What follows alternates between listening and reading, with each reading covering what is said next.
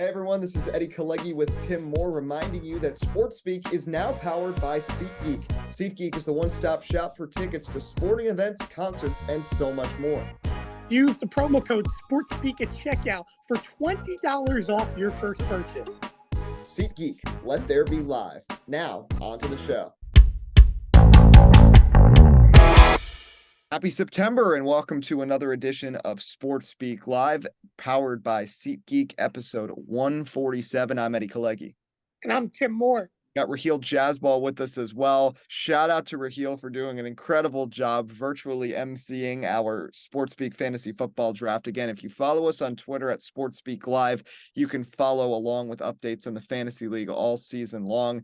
Now, my team's already screwed because my first round pick was out last night and Zach Ertz is questionable. So I may have to be a little desperate and pick up a tight end. So I really hope they rule out Zach Ertz in a timely fashion or he plays and it's not straddling the middle here. So that's a little concerning. Tim couldn't get a running back until late, but it was a lot of fun. So shout out to Rahill for providing our emceeing of the rounds. We got the alpha male round in and everything. And that's up on YouTube, and we've got clips up on YouTube, Twitter, Instagram, everywhere if you're looking for that. Let's talk some NFL here. First game of the season is in the books. And Tim, Kadarius Toney is the reason the Kansas City Chiefs are 0-1 right now, because with Travis Kelce out, you knew the receivers were going to have to step up. But the problem is when your main two receivers are former New York Giants that were Daniel Jones' terrible targets over the last couple of years, that's not necessarily a recipe for success. And Patrick Mahomes held his own against a Lions team with a good defense. The pick six was 100% Kadarius Toney's fault. He had two other drops. There was the cross route with Richie James too. I mean, Mahomes threw that on a dot. It's not like you've never played a double cross before. You know, you got to be able to come up with those balls. And just awful play from Kadarius Toney, who needs to be sent to like Pop Warner or something. Just a pathetic performance for him and a big win for Zoe's Detroit Lions, who now go to 1-0.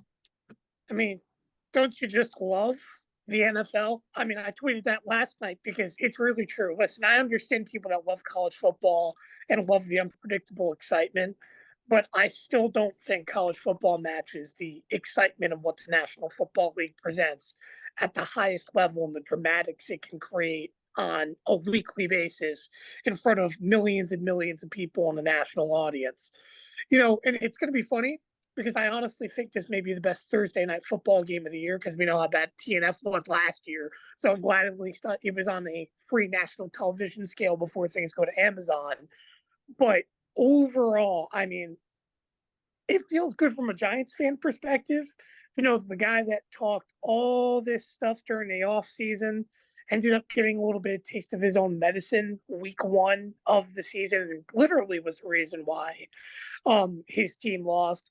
But I put it like this for Kadarius Toney, you know, drops like that, really bad, it could set him downwards as the season goes on, although he's not really known for having butterfingers like he was a Darius Slayton or an Evan Ingram. So I can only hope it only gets better for him. But, you know, this is his first opportunity to not exactly be a number one receiver, but play that role for Patrick Mahomes. And he did not step up to the occasion yesterday. To be honest with you, really nobody receiving-wise stepped up to the occasion yesterday. It wasn't just Kadarius Toney dropping balls. He just dropped the most important ones. But when it's all said and done, I mean, for the Kansas City Chiefs, obviously, yeah, you lose a couple receivers, right? You don't know what this receiving core looks like. You lose your best receiver of Travis Kelce, who, I mean, they talked about in the broadcast multiple times yesterday. You know, he opens up space. He understands the game similar to a quarterback because he was a quarterback before, you know, transitioning to college and so on. And I just feel, you know, this Kansas City offense for the first time all season long that I think are really in a long time, we're going to be talking about the ifs, and it's not going to be because of Patrick Mahomes. It's going to be because if this receiving core could step up to the occasion. One thing I saw last night that impressed me, obviously last year, what was the problem with Detroit? It was the defense couldn't stop a nosebleed when it mattered, and they had to score points to win football games. They got better in the secondary. Obviously, you turn around and you get guys like CJ Gardner Johnson. I almost said CJ Gardner Smith. And you better yourself in the linebacker position in the draft as well. And needless to say, this team just looks so much better. An aggressive standpoint. We already know they had a great defensive line and front four that can create pressure. But now that you've added a stout defense, I mean, let's be honest. I'm not saying it because they just beat the defending Super Bowl champions, but this Detroit Lions team is ready to compete for a division, especially now with the Packers regressing roster wise. And while, yes, the Bears have gotten better going into the season and the Vikings still look decently good, I still think this is a great job for Dan Campbell, proving confidence. And I think the Lions are here to play. They really are, and with how the conference is, they're legitimately the third or fourth best team in the NFC right now, just with the lack of depth in that conference. Rahill, let's look at Kansas City, though, for a second here. They're 0-1. We know the AFC is stacked. Chris Jones is still holding out. I think this loss is really going to pressure them to get a deal done. Hopefully for them, Travis Kelce isn't out for too long. Are you worried about Kansas City, or is it just a one-game blemish here? No, I'm not. I'm not too worried about Kansas City. The fact that Chris Jones was in the building during the game should give people positive signs, and hopefully the deal gets done soon. Because if they were in a place where they weren't speaking, I don't know why they come and let him see them raise the Super Bowl banner. So that shows me that there is a very good chance he is back with the team. And as far as the offense goes, listen, obviously, losing Travis Kelce hurts. But another thing is, even with all that said, Kansas City still should have won that game last night, if we're being completely honest. Because if one of those receivers makes a play, as you guys said, they win the game. But another thing I was a little too concerned with was the amount of times Kansas City tried to get a little too cute with it. 3rd and 1s, running these sweeps to Tony, why don't you just hand it to Isaiah Pacheco? I mean, Pacheco's more than capable running back. He's a guy that can help you fill in, give you more production on the ground when your passing game is struggling. I don't know why on 3rd and 1s they just didn't turn and hand him the football. Sometimes it's not that complicated. But as for Kansas City, I'm not too concerned. Remember the year they lost in the AFC Championship to the Bengals? They started like 3-3. Everyone was concerned. It's going to take time. They're going to find ways to get people involved. And even if Kelce doesn't play, I think he'll probably be back for week 2, maybe even week 3. But Kansas City will be okay. But credit the Detroit Lions. They had a lot of opportunities to choke that game away, and they shut the door. They really did. I mean, there was just some bizarre coaching decisions late in the game. We know the Lions are really aggressive on 4th down. The Chiefs then going for it on 4th and 25. But again, the receiving weapons right now, besides Travis Kelce, major concern. Sky Moore is not very good. Kadarius Toney is really, really bad.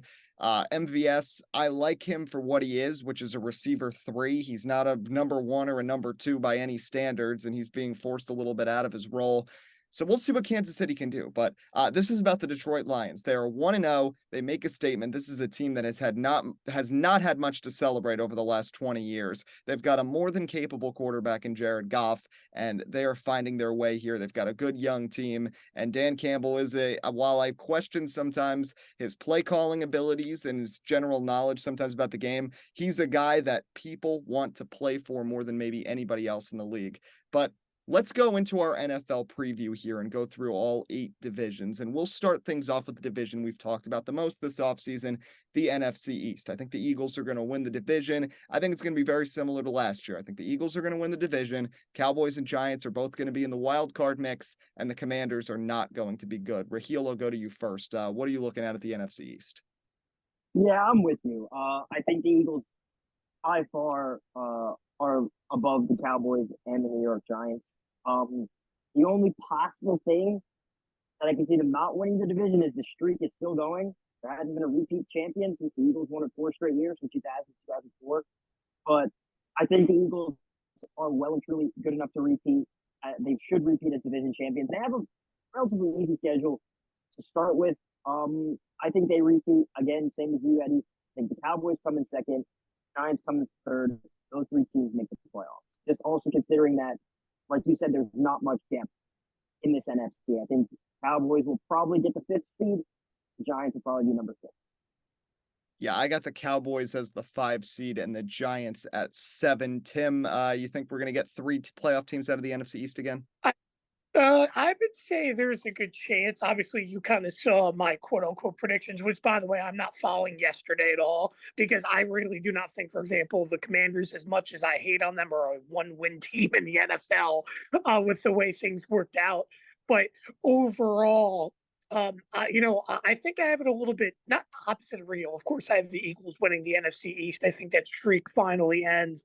The only question for Philadelphia that it really comes down to, other than, of course, being healthy, which is a conversation in the NFC East in general, every single year. But the only thing that really matters is, can that defense play to the standard it did last year of creating pressure, creating sacks? And I'd argue it's a weaker secondary than last season as compared to, even a better front four than last season. So it's going to have to come down to that secondary making some plays to keep Philadelphia up top in the NFC overall, let alone the NFC East. But see, I have it a little bit flipped. I think the Giants end up going to the 2 in the NFC East by a game over Dallas. I just think when you look at, I don't want to say strength of schedule, but the Giants have, I would say, a slightly more likable schedule than what Dallas does. And again, it comes to the fact of this. I mean, for the record, I have the Giants beating Dallas here in week 1 coming up. But I still think that even if the Giants went 3-3 in the division, losing 2 games to Philadelphia and 1 to Dallas, when it's all said and done in terms of division play, that still could be enough because of their non-common opponents that they'll end up facing that are a little bit easier. I mean, if they have to take on teams like the Raiders, for example, at some point in the season, that needless to say, isn't very likable for other teams. So I think Giants have a good chance, especially week 2 against Arizona. They just have to capitalize on it. And Dallas is at 3. Yeah, let's go to the NFC North now, which is the other division I see getting multiple playoff teams out of the NFC. I think the Lions are good. I don't understand why everybody is down on the Minnesota Vikings. I still think they're a really good group. I don't really understand why everybody's freaking out. I know they had their 1-score wins and then would get blown out, but still, hey, they won 13 games. And I'm not saying they're going to go on a deep playoff run, but they're in the NFC North. And I still think the Lions, despite their rousing win in Kansas City last night, have some flaws, particularly at the quarterback position 1, the defense 2, and the head coach 3. So I think Minnesota's still going to win the North. I've got the Vikings winning the division. Lions get in as that 3rd wild card. Rahill, how about you? I'm with you. Listen, everyone knows, with the Minnesota Vikings, they're like, oh, they were the most, the worst 13-win team ever.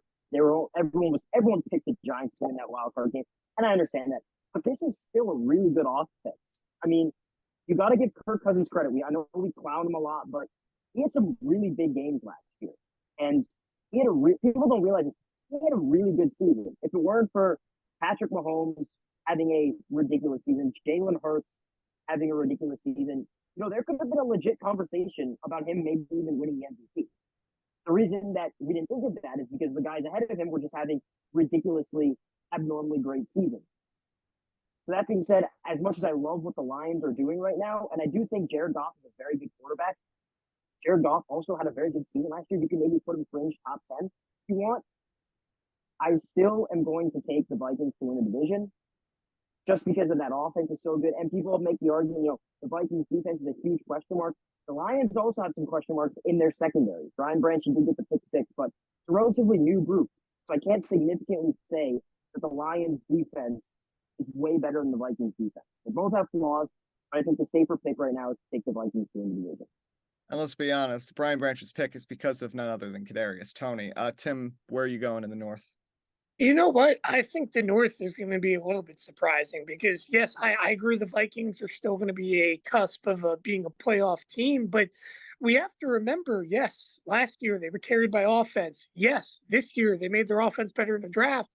But you lost your superstar running back, and now you're settled with Alexander Madison, somebody who, A, isn't proven at the running back position, B, when he had his starting opportunities, did not do very much. So you have to think about this team potentially being one-dimensional on the offensive end, and that's going to be passing, which to me is very concerning because, granted, I know age really, really crippled him last season. But you look at what he did for the Tampa Bay Buccaneers, it did not work out last season. And Kirk Cousins just simply is not Tom Brady.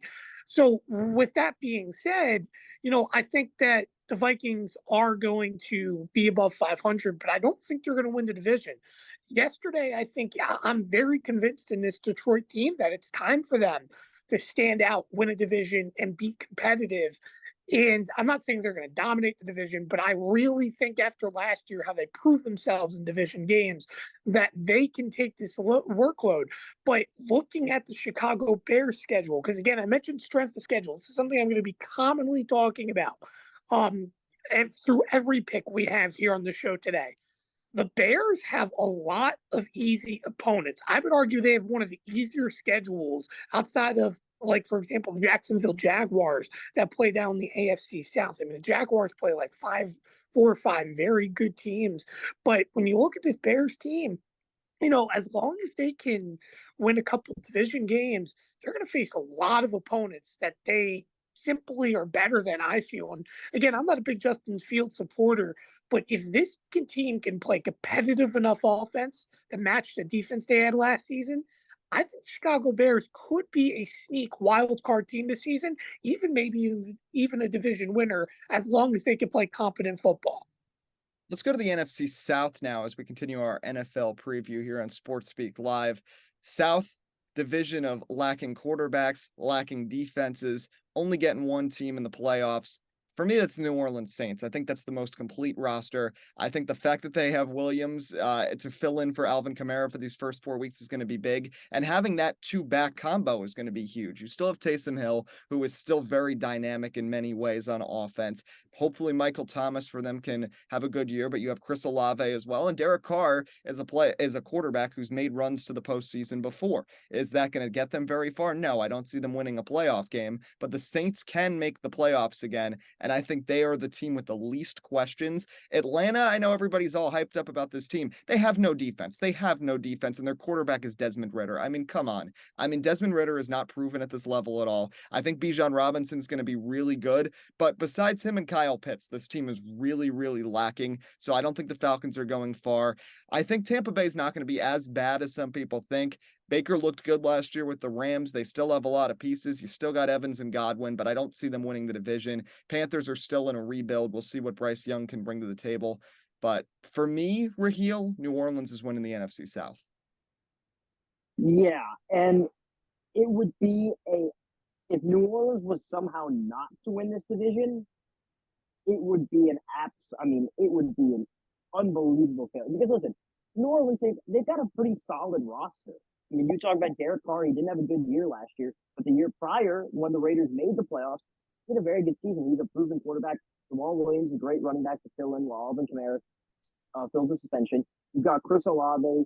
Jarvis Landry is still there, but he can give you some production on offense. And obviously, Michael Thomas, hopefully he stays healthy for Saints fans. But they also got some pretty good guys on defense. Mario Davis, Cam Jordan, they're all still there. This is a really solid unit. Again, Eddie, they're probably not going to win a playoff game. They'll probably win 9 or 9-8 and win the division, and that'll be good enough. But there's no reason why the Saints team shouldn't win the division.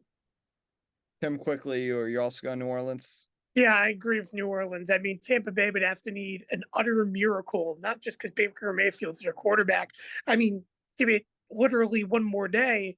If Mike Evans isn't signed to an extension, he wants to go somewhere else. He doesn't want to play for the Tampa Bay Buccaneers. So with that being said, you could be out your, career wide receiver over there, someone who's consistently 1,000 yards. And yeah, they still have Chris Godwin, but I just don't see it. I would say the next best team in the division is probably the Carolina Panthers, looking at their defense, but there's a lot of questions with Bryce Young under center, not of his ability, but can he stay protected enough with how bad that offensive line is? So I think it's going to be one-dimensional there. I see the Saints maybe only winning at most 10, 11 games, but that's even stretching it. But I feel that division is one-dimensional. NFC West is a weird division. So you've got the Niners, who to me are the easy, clear favorites, even though the quarterback situation is still questionable in some ways. But Brock Purdy is the guy to start the season, and Sam Darnold is his backup. But Purdy, I think, proved enough last year to me that I can say they're confidently the best team. Nick Bosa will be playing now since he got his deal, making him the highest paid defensive player in NFL history. I think Seattle's going to regress a little. I I don't think Geno Smith's year was necessarily an anomaly, but it's going to be really hard for him to repeat it. I think the Seahawks are going to be right on the cusp of a wild card spot, right there with the Giants, but I think the Giants edge ahead for that last spot. Rams, I think are going to be all right, but Stafford is getting up there and Cooper Kupp can't stay healthy, and the Cardinals are an embarrassment that are waiting to hopefully get Caleb Williams. Rahill, what's going to happen in the Wild West? Yeah. Even with all the questions about Brock Purdy, San Francisco's defense is more than capable of carrying him to a division title if they really need it. And also, I mean, look, if you just look at how many weapons Purdy has at his disposal, you give him Kyle Shanahan, Samuel, Kittle, Ayuk, all these different guys, they're going to win the division easily. I don't really see any of these other teams really doing that much. Again, I don't want to call it Geno Smith's year a fluke, but I don't think the Seahawks replicate that sort of success again this season. Tim, how about you? I agree with Rahill. I don't think Seattle replicates the success that they had last year. I still see them around that 500 bunch, maybe just slightly over. But when it's all said and done, I mean, it is San Francisco's division. Obviously, the Arizona Cardinals are going to go to the Super Bowl and win everything. But overall, I mean, man, Arizona is an embarrassment to this league right now, but just how they're handling There's things. a chance they could go 0-17. I mean, there is a legitimate chance. We're talking about 0-17. And I will say it like this. If the Las Vegas Raiders didn't have a more embarrassing situation right now currently with how they're handling stuff with Chandler Jones, I would argue the Arizona Cardinals should be like the team to watch in the season again for Hard Knocks because of just how bad things are there right now and how dysfunctional it is. And just, oh man, I just don't want to say Arizona is a mess. And the fact that Kyler Murray isn't playing quarterback to me is an absolute joke because that shows just how hard they're tanking and something should be done about it, in my opinion. Yeah, and the difference for me with the Raiders, there's bad ownership, but at least there's good players on the team. And some of them are going to play, and there's, I think, the possibility they could win some games. The Arizona, there's just nobody good on this team. And Kyler Murray's not good to begin with, and this team is just complete dysfunction. And I don't really think Jonathan Gannon is cut out to be a head coach. I just don't. But let's go to the AFC quickly, and then we'll go to our conference championship and Super Bowl picks. AFC East, interesting division. Aaron Rodgers on the Jets. The Bills have gotten so close so many years in a row, have been on the cusp, but haven't been able to break through. Dolphins dodged Tua's head injuries and tried to get into the playoffs last year and successfully did. And the Patriots have a good group. They did bring in a couple of pieces this year. So I think all four of those teams are going to be competitive. I think record-wise, this is going to be the best division in the NFL. I think all four teams are going to win at least 8 games. I think the Bills are going to win the division. I think the Jets are a definitive wild card. I'm still tossing and turning in my mind about a couple of wild card spots, whether Miami can potentially sneak in. Right now, I'm saying no, but I've got the Bills winning the division and the Jets right behind, getting 10 to 11 wins. In Aaron Rodgers' first season, there's going to be hurdles, but I think they'll be just fine to make it into the postseason, Rahill. Yeah, Bills will win the division. Rodgers will be second. He's going to a new system. Yes, he's got his buddies there. Might take some time to adjust. So maybe they get off to a little bit of a slower start at the start of the season. I mean, there's a chance to start 0-2. They got the Bills and the Cowboys. So I think, and then we'll see Miami. To me, that final wildcard spot might be between Miami and the Chargers. I'd probably favor the Chargers just because I can't trust Tua's health. But yeah, I'd say that's definitive 1, 2, and 3. And the Patriots will probably win enough games to stay relatively competitive because it's Bill Belichick, but I think they'll probably finish maybe just under 500, 2 to 3 games under 500. Tim, Jets, Bills, who's taking the East? Why is everybody saying new system for Aaron Rodgers? I don't get that. There is no new system for him in New York. He is well adapted with who his offensive coordinator is, and he's well adapted with 3 of his receivers that are on that team of Allen Lazard, Randall Cobb. And let's be honest, even though it's already been a short time, he looks very adapted with Garrett Wilson, who I think is going to be in a conversation this year of Offensive Player of the Year with how electric and dynamic he looked just alone during not just throughout Hard Knocks, but throughout the preseason as well in his one game. I think he is going to be arguably one of the best receivers this season. I'd even argue he may even put up Devontae Adams numbers. But I'll put it like this. I think the New York Jets are the team that runs the AFC. It's going to be as simple as that. Aaron Rodgers looks different. Give him motivation. Even Tom Brady said this. You give a quarterback of his caliber motivation and a reason to want to be happy and play football, you will be successful. And I hate to say it because, again, I'm a Giants fan. I want to see the Giants in the Super Bowl. I want to see them be successful. But I really think this AFC is ran through the New York Jets, and this team has the defense and the balance to be capable of being a Super Bowl contender. They just needed that QB under center. And I really do think this Jets team is going to dominate the East. They're going to lose one or two games, but you're going to have the Bills right there in competition. But I have the Jets at 1, Bills at 2, in terms of how the division flows. Miami, the third best team, and I don't know. It's hard to say for the Patriots. I still see them as a below 500 bunch. Yeah, you say they got better receiving wise, but there's a lot of rumors about Juju Smith-Schuster's knee being like ready to blow out any second, which to me is very concerning on why teams didn't look at him outside of New England. So to me, that receiving core is a little bit questionable still. And I still really don't think Mac Jones is that good of a quarterback. It was just a one season thing. I don't care how good of a coach Bill Belichick is. That team is just that best of 500 team when you have 3 of the best quarterbacks potentially in the league all in one division. So let's go to the North. And yeah, I think it's going to be interesting. The one worry I think with the Jets is health from the past 2 years, specifically on that O-line. And you've got a 40-year-old quarterback, Randall Cobb, some old pieces on that team, Dalvin Cook, but you definitely have the pieces. So we'll see what happens. It's going to be a fun battle all season long. It starts Monday night with the Jets and Bills facing off in Rodgers' Jets debut. AFC North. There are people who are saying any of these 4 teams can make the playoffs. The Bengals are cut and dry the best team, and I'll precursor with this. I think the Bengals are for real this year, and this is the year now that Joe Burrow got his money that they're going to go on a deep, big run. They're going to win the division. I think the Lamar OBJ connection, if they can both stay healthy, that's a good mix. Ravens are going to be back in the playoffs. They're going to be the second best team. And then my big surprise, I think, comes in the AFC North. I think the Pittsburgh Steelers are going to get in as the 7 seed. I like the unit they have. I think Kenny Pickett is going to do enough this season. I think the defense is going to win some games. Their schedule is manageable. First game of the season is a trap game for the Niners. They have to go to Pittsburgh against the Steelers, and that defense with Brock Purdy adjusting back and a lot of moving parts in that Niners offense and defense. And we saw the Steelers surprise the Bills a couple of years ago. They can get off to a hot start and win in division, which they've proven to do the last couple of years. I think there's the chance they can sneak in with that last playoff spot over a team like the Dolphins or a team like the Broncos. So I've got the Steelers making it. I think Cleveland's got a lot of flaws, and I don't think Deshaun Watson is the same quarterback since he missed 2 years. So I've got all 3 of them making it in, but I've got the Bengals winning the AFC North. Rahill, where are you going here in this division? Yeah, I think the Bengals are definitely clearing away number 1. Lamar Jackson, I'd love to see the Ravens win the division.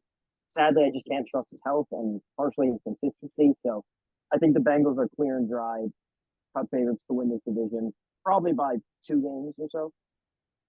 Tim?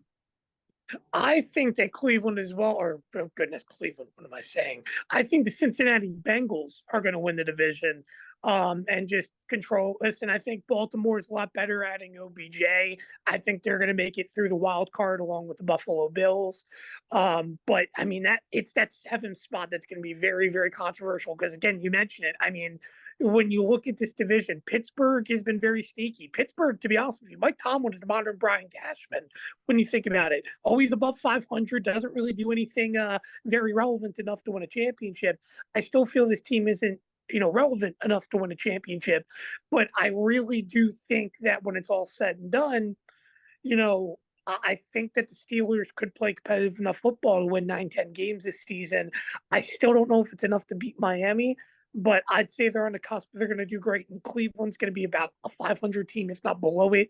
But I think that if you look at overall of the divisions that have, I don't want to say the most parity in them, but are likely the strongest and most competitive, this is a division to watch this year in terms of competitive teams. I know I mentioned AFC East a moment ago, but I don't view New England as that. When your 4th team is potentially Cleveland 2 seasons ago, we were talking about potentially being a Super Bowl favorite. There is still potential for this group. AFC South. Now, there's some storylines here. I've got the Jags winning this division. I think there's probably consensus there with Jacksonville winning this division.